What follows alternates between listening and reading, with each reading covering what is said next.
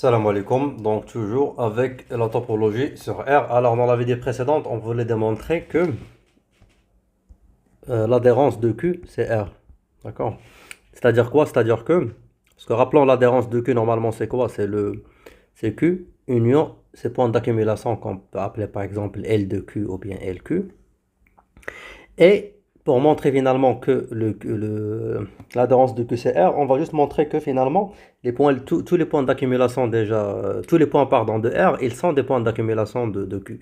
En fait, ça c'est logique parce que, rappelons, on a construit dans le premier chapitre, on a construit le R à partir du Q en utilisant bien sûr la construction de Cauchy ou bien ce qu'on appelle les suites de Cauchy et on a conclu que finalement les points limites, les points réels, les points de R, ils peuvent être vus comme des limites des suites de Cauchy rationnelles. Donc du coup, par équivalence ou bien par correspondance entre les limites des suites et les points d'accumulation, bien sûr, on peut dire que n'importe quel point dans R est un point d'accumulation de Q parce que c'est une limite d'une suite des rationnelles. Mais bien sûr, on va le démontrer d'une autre façon, c'est que ce qu'on va faire, c'est que on montre que quel que soit X dans R, X est un point d'accumulation de Q. Parce que si on arrive à montrer ça, bien sûr, l'adhérence de Q, elle va être l'ensemble R lui-même. Alors si je prends un X, bien sûr, on prend X quelconque de R. Alors qu'est-ce qu'on sait? Si je considère bien sûr n'importe quel epsilon positif, strictement positif, si je considère le voisinage de X. Alors c'est quoi le voisinage de X? Bien sûr, c'est l'intervalle X moins epsilon, X plus epsilon. Donc ce que je vais faire, c'est que je vais prendre deux points de ce voisinage de points que je suis sûr qu'ils vont faire partie ou bien qu'ils appartiennent au voisinage. D'abord le x, bien sûr, parce que c'est le centre du voisinage. Et je vais prendre le x plus epsilon sur 2. Je vais le prendre, bien sûr, du voisinage. En fait, on ne va pas prendre, bien sûr, le x plus epsilon parce qu'il ne fait pas partie du voisinage. Donc, du coup, c'est ouvert, ils ne sont pas inclus. Donc, du coup, je prends le x et le x plus epsilon sur 2. Bien sûr, le x et le x plus epsilon sur 2, ils sont bien sûr différents parce que le epsilon, il est strictement positif. Alors, d'après la densité de Q dans R,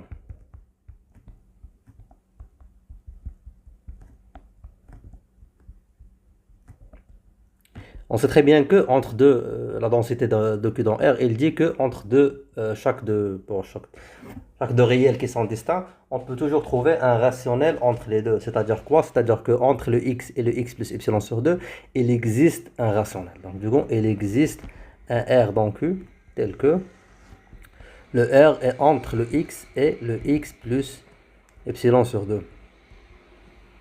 Et donc, du coup, ceci implique bien sûr que R appartient à x moins epsilon, x plus epsilon, qui est d'ailleurs tout simplement le voisinage epsilon de x. Donc, du coup, R est dans V epsilon de x et elle appartient à Q, ce qui fait qu'elle va appartenir à l'intersection. Donc, du coup, le R appartient à l'intersection de Q, ou bien du voisinage de x avec le Q. Ce qui fait, bien sûr, le fait que déjà R est différent de x, parce que R, comme on a dit, c'est supérieur strictement à x. Donc, du coup, R est différent de x. Bien sûr, le Q, on peut le voir comme c'est Q moins X parce que de toute façon, le R, il ne peut pas être X. Donc, R appartient à V epsilon de X intersection le Q moins X. C'est-à-dire que les voisinages de X, il intersecte le Q sur des points différents de X. Donc, du coup, cela veut dire bien sûr que le X est un point limite de Q. Donc, on a vu que n'importe quel X dans R est un point limite de Q, c'est-à-dire quoi? C'est-à-dire que finalement, tous les points d'accumulation, ben, l'ensemble des points d'accumulation de Q, c'est l'ensemble R, c'est tout l'ensemble R. Ce qui fait l'adhérence de Q, c'est finalement le R. Alors, comme j'ai dit, dans la topologie générale, c'est que on a utilisé, bien sûr, pour démontrer ça, on a utilisé la densité de Q dans R. Donc la densité au style analyse, c'est-à-dire la densité qui est exprimée par le fait que R, bien le Q est dense dans R, ça veut dire qu'entre deux réels, il existe un rationnel. Mais par contre, ce qu'on a finalement démontré, que l'adhérence de Q est égale à R, c'est ça, la formulation, bien la forme de densité topologique. Donc c'est la définition topologique de la densité. Donc du coup, on peut voir bien sûr que on a pu voir bien sûr les deux côtés, c'est-à-dire le côté bien sûr dire qu'entre deux réels il existe un rationnel, ou bien dire que l'adhérence de Q c'est le R. Et de la même façon, l'adhérence de R moins Q, ce sera tout simplement le R également. Pourquoi? Parce qu'on a déjà démontré que même le R moins Q, c'est-à-dire les nombres qui sont irrationnels, ils sont pas denses, ils sont plutôt denses dans R. Donc voilà. Donc on va faire un petit exercice. On va faire un petit exercice. Prendre un ensemble, par exemple un ensemble A, qui contient des points moins 1 à la puissance n, plus 2 sur n, dans n étoiles. D'accord? Et on veut se poser la question, il y a 4 questions ou 5 questions on peut se poser, c'est pas la peine de les écrire, on peut faire une par une, c'est que la première des choses peut-être qu'on va se poser, c'est que quels sont les points d'accumulation de A. D'accord? Donc, qu'est-ce qu'ils sont les points d'accumulation de A? Alors la première des choses, c'est que là vous allez voir, quand vous avez vu le A, il est fait à partir en fait d'une suite. Parce qu'on peut voir bien sûr que les éléments de A, ils sont des termes de la suite UN égale à moins 1 à la puissance n plus 2 sur n. Et d'après le théorème qu'on a vu, c'est que il y a une correspondance entre les limites des suites dans un ensemble et les points d'accumulation de l'ensemble. D'accord? Donc on a dit que les points limites, les points d'accumulation d'un ensemble, ils sont des limites des suites dans l'ensemble. Ce qui fait, on peut se poser la question, le premier réflexe, c'est que, ok, on va calculer la limite de cette suite, au cas où, bien sûr, elle existe. Alors déjà, on peut voir, bien sûr, que la suite, elle contient le terme moins 1 à la puissance n, qu'on sait très bien qu'il n'est pas convergent, parce que le moins 1 à la puissance n va toujours alterner entre moins 1 et 1, ce qui fait qu'elle est divergente. Mais est-ce qu'on peut... Peut-être on peut se poser la question, c'est que, est-ce que le 2 sur n, il va peut-être impacter, ou bien l'intégration de 2 sur n avec le moins 1 à la puissance n, il va finalement fabriquer quelque chose qui converge. En fait, ce ne sera pas le cas. Pourquoi? Parce que, alors, déjà visuellement, on sait très bien que pour des n très très grandes, ce terme va tendre vers 0. Par contre, ce terme va jamais tendre vers quelque chose, ça va toujours être moins 1, 1. Donc même à l'infini, on peut voir que le terme, il devient très proche de moins 1, 1. C'est-à-dire on peut voir que à partir de n est égal à 100 000 milliards, 80 millions, un truc comme ça, on va avoir quoi? On va avoir des moins 1, point virgule 0,00000, quelque chose, 1,000. C'est-à-dire on peut voir que à un certain moment, les termes, ils vont s'approcher même de moins 1, 1, ce qui fait finalement, il va dominer. Cette suite, il va dominer bien sûr, ce qui fait que les termes vont continuer à alterner. Donc on peut dire visuellement bien sûr qu'il ne sera pas convergente. Alors pour la démontrer, il suffit juste d'utiliser bien sûr les opérations algébriques sur les suites. C'est que si on suppose bien sûr que... En fait, ça fait pas partie de l'exercice, c'est juste pour vous dire que euh, le premier réflexe, elle est pas... Quand on dit que finalement les limites des suites, euh, ils sont des points d'accumulation, et montrer que UN est divers, ça veut dire qu'il n'y aura pas de points d'accumulation, c'est faux. D'accord? C'est pour ça que je fais cette explication, mais bien sûr, ça ne fait pas partie de l'exercice.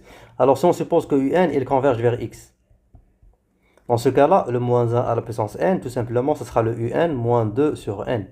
Et donc, si je veux calculer la limite de moins 1 à la puissance n par les opérations algébriques, ce sera quoi? Ce sera la limite de UN moins la limite de 2 sur n. Alors ça, on sait que c'est égal à 0, et ça c'est égal à x, c'est-à-dire que ce sera x moins 0, qui est le x. Et dans ce cas-là, on a montré que moins 1 à la puissance n, il converge vers le x. Alors que moins 1 à la puissance n, elle n'est pas convergente, ce qui fait c'est contradictoire, et donc du coup, UN ne peut pas converger. Donc, alors pourquoi j'ai dit ça? Donc la conclusion, le fait de dire que UN diverge, c'est-à-dire il n'admet pas de limite, on peut dire que ok, UN n'admet pas de limite, ça veut dire que A n'admet pas de point d'accumulation, parce que c'est ça l'équivalence, alors que c'est faux. Parce qu'en fait, rappelons le théorème, c'est quoi? C'est que un point d'accumulation, X est un point d'accumulation de A, c'est équivalent à dire que c'est une limite d'une suite qui est convergente dans A. Alors, le fait qu'on a trouvé le UN, qui est, on va dire, la suite principale de A, celle à partir de laquelle A est construit, elle n'est pas convergente, ça ne veut pas dire qu'il n'y a pas une autre. On peut trouver bien sûr une autre qui sera sûrement une suite extraite de UN, parce que UN finalement c'est la suite en fait qui construit tout le A, et qui peut être convergente, d'accord? Donc du coup, c'est pas ça vraiment la façon de voir les choses. Donc du coup, on peut avoir des points d'accumulation même si cette suite n'admet pas de limite. Alors, quels sont les points d'accumulation? Alors, comme on a dit que visuellement, à l'infini, on peut voir que finalement, les termes, ils vont s'approcher, ils vont jamais arrêter sur un seul point, mais ils vont s'approcher de moins un et de un, donc les deux. Donc, en fait, le fait que ça alterne entre moins un et un, ça veut dire que ça va pas converger vers moins un ou vers un, mais ça veut pas dire que le moins un et le un ne peuvent pas être des points d'accumulation. Et d'ailleurs, ils sont des points d'accumulation, et ça vient du fait que finalement, le 2 sur n, il converge vers zéro. Donc, c'est la convergence de 2 sur n qui nous a finalement, qui va nous aider à démontrer le fait que un et moins un ils sont des points limites. Alors pourquoi? Parce que le fait que 2 sur n il converge vers zéro, quand n bien sûr tend vers plus l'infini, bien sûr ceci implique que pour n'importe quel epsilon supérieur à zéro, il existe un n epsilon dans n tel que le 2 sur n moins zéro bien sûr en valeur absolue est inférieur à epsilon pour tous les n à partir de n epsilon. Donc du coup, ceci va impliquer que le 2 sur n est entre moins epsilon et epsilon pour tous les n supérieurs à n epsilon. Ce que je vais faire, c'est que je vais faire le 2 sur n plus 1, qui va être entre le 1 plus epsilon et le 1 moins epsilon, et 2 sur n plus moins 1, qui va être entre moins 1 plus epsilon et moins 1 moins epsilon. Et rappelons, ça c'est pour tous les n à partir de n epsilon, et ça c'est pour tous les n à partir de grand N epsilon. Alors ce que je vais faire, c'est que rappelons que le 1 finalement, c'est le moins 1 à la puissance n avec des n qui sont pairs. Et le moins 1, c'est moins 1 à la puissance n avec des n qui sont impairs. Ce qui fait ce que je vais écrire le 1 sous la forme de moins 1 à la puissance n.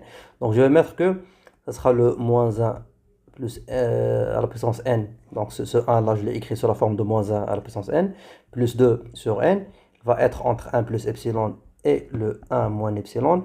Mais ça, c'est pour tous les n qui font partie, qui sont supérieurs à n epsilon, et n est égal à 2p, c'est-à-dire que n est pair.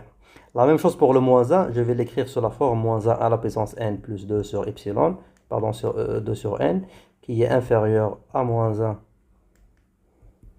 plus epsilon, est supérieur à moins 1 moins epsilon. Bien sûr, ça, c'est pour tous les n qui viennent après le n epsilon, mais qui sont impairs.